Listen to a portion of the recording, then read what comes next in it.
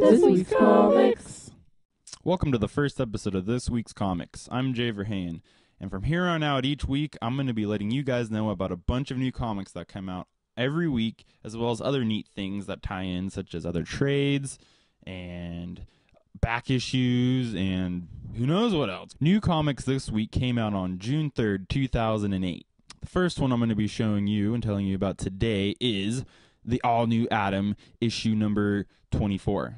This series has been great since issue number 1. I would highly recommend it. The comics can seem a little cluttered at times, but if you really, buckle down and read it all, the all-new Atom will put out for you. What can you say? That's a good thing. Moving right along. Trinity No. 1 came out. This has been kind of anticipated by a lot of readers because there are so many fans of Matt Wagner's Trinity. This is Busiek's. This is not a good comic. Busiek's is not good. I'm sorry, Busiek, but you didn't write a good comic. Bagley did ugly art, and which really doesn't really matter if it's a good story. But the story sucks, and I wouldn't recommend buying this. And it might be a little unfair to Busiek because the original Trinity by Matt Wagner, this is the trade right here, is much, much better. This is actually one of my favorite comics of all time. Trinity by Matt Wagner is amazing. It's the story of the first team-up of Superman, Wonder Woman, and Batman. And it's really good. The art is beautiful. The story is amazing. It just, the whole way through, it's really, really good. I don't want to give away any of the story, but highly, highly recommend checking this out if you haven't yet. It is also a fantastic gift for the new comic reader or people who don't even read comics, or for the veteran reader who hasn't checked this out. Anyhow, but don't mix this up with Matt Wagner's good, Busiek's Trinity bad, Matt Wagner's Trinity good. Go pick this up and let's all just pretend this doesn't exist. This is Busiek's. Sorry, buddy. It sucks. Out from Marvel this week is a sketchbook of the upcoming Warren Ellis run of X-Men Astonishing, otherwise known as Astonishing XMen when you say it the right way. Warren Ellis is picking up after Joss Whedon's run, which was pretty good. This sketchbook just basically showcases art, the upcoming art of Warren Ellis's run, and I think that's going to be pretty cool. Warren Ellis is a great writer, and looking forward to seeing what he does with the X-Men. It's going to be interesting. He's picking up from Joss Whedon, and it was one of the more enjoyable Marvel comics to be coming out for me in the last few years. This is the last issue that just came out in the last couple weeks. This is Astonishing X-Men Giant-Sized issue number 1. Joss Whedon's final Astonishing X-Men, and it was good, especially this issue. I bent it. Oh my god. One of the better X things out there in my opinion.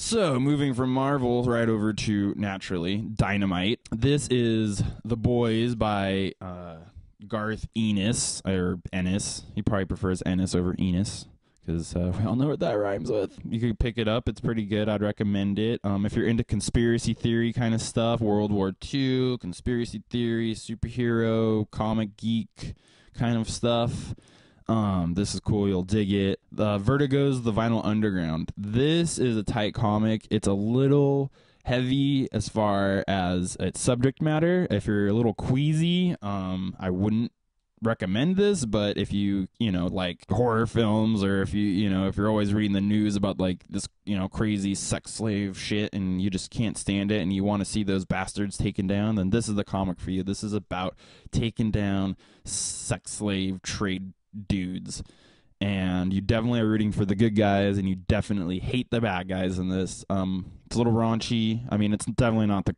worst comic out there as far as raunchitude goes, but I'd recommend it. It's tight. I liked it. It's I guess you could say enjoyable. It's a good read. Anyhow, check it out. For Queasy, you can look at the cover. The cover's pretty cool. Anyhow, moving right along.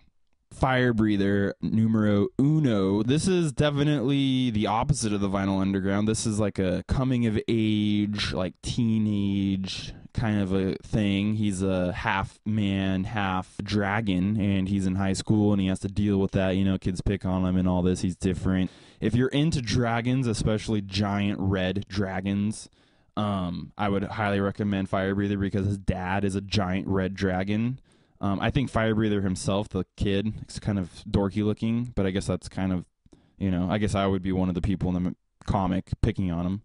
But his dad is badass. I would recommend checking it out for the giant red dragon dad.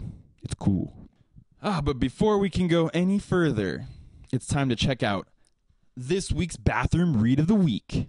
This week's Bathroom Read of the Week is Alan Moore's Batman The Killing Joke. The reason this is this week's Bathroom Read of the Week is because if you haven't read this before, you're going to shit your pants. Thanks for checking out this week's Bathroom Read of the Week. This is Robin spoiler special number 1, and I think it's funny when they call like specials number 1 because usually there is no number 2, so I mean, does it really need a number? It's actually 2 kind of issues in one. The first issue, the bulk of the comic isn't very interesting, but there's a little thing in the back. It is pretty cool, and it focuses just on spoiler, and that story is actually really neat. So if you really like spoiler and stuff, it kind of is, you can pick this up and get it, I mean, at the very least for the story in the back. But if you're into this more for the Robin side of it, I picked this up on accident because I thought it was tying into the Grant Morrison run of Batman, which is on its new story arc, R.I.P., and this is tying into a few other Bat titles, including Nightwing, but I guess I'm one issue early. So issue 145 of Nightwing, not the greatest. It's kind of boring. He flies around on a glider a lot. You know, it's kind of like, okay, that was fun, whatever. Except it wasn't fun. Yoshinori Natsume's Batman Death Mask. This is tight. This is a 4-issue miniseries. Number 3 of 4 came out this week. Go and try to find the first 2 issues. Get this one, read them, and be excited about number 4 of 4. If you can't find them anywhere, then the trade is bound to come out soon. So wait a month or 2 and pick up this trade. It will be amazing. Kia Asamiya's Batman Child of Dreams. Now, this is a trade. Obviously, it did not come out this week, but I'm letting you know about it because it's another Japanese writer doing Batman, and this trade is awesome. It has like all the greatest characters. The story is freaking amazing. The art is amazing. Like the whole way through, every word and panel is like great. It's amazing. It's awesome. Get this thing. Get it. Paul Dini's Batman Detective. A lot of Dini's detectives have been standalone issues, which is it's awesome, and it's very reminiscent of what he is better known for, Batman the Animated Series. I would highly recommend buying all of these box sets and watching all these episodes if you don't, or if you're not already completely addicted to the Batman Animated Series. Just be careful when you're picking these up because I've done it a few times where I think I'm getting a Paul Dini Batman Detective, but he's been really busy lately, so every once in a while he won't be able to do that week's issue, and they'll throw in some other writer and some other dudes doing it, and it ends up being really bad. Like, really, really, really bad.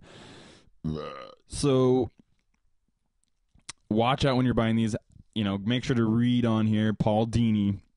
If it doesn't say Paul Dini, if it's a Batman Detective comic and it doesn't say Paul Dini, don't buy it. It's going to suck. This is Star Trek New Frontier. It's really badass.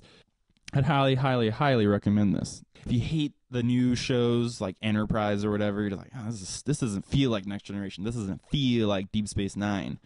I would pick up these comics. It's like watching really awesome Star Trek episodes. You're like, wow, this is great. And one of the best thing about IDW's Star Trek comics is that they smell so good. I mean, am I crazy? Does no one else think this? See you next week when we discuss Action Comics, Wonder Woman, Booster Gold, and Tiny Titans.